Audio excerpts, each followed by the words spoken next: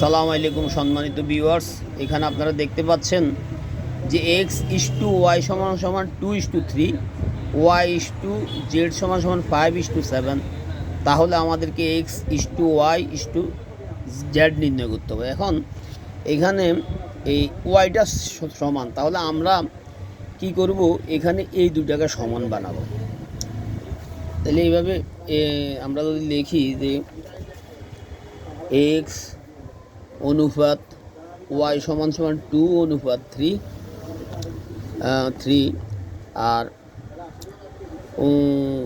y অনুপাত z সমান যদি 5:7 হয়।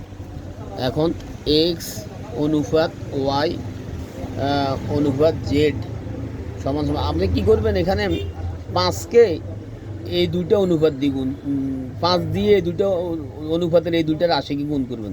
একইভাবে 3 দিয়ে এই দুইটা অনুপাতের রাশিকে গুণ করবেন। এখন 5 দিয়ে যদি আমি এইটাকে করেন 5 দুগুণে 10, আর এখানে 3 5 15। একইভাবে এইটা দিয়ে যদি আপনি 3 দিয়ে যদি 5কে গুণ করেন, 3 5 15 তো এখানে আসে, আর নতুন করে কিছু দেওয়ার দরকার নাই। আর এখানে 3 দিয়ে 7 3 3 7 21। তাহলে টোটাল আমাদের x y অনুপাত z = 10:15:1। এইটাই হবে আনসার।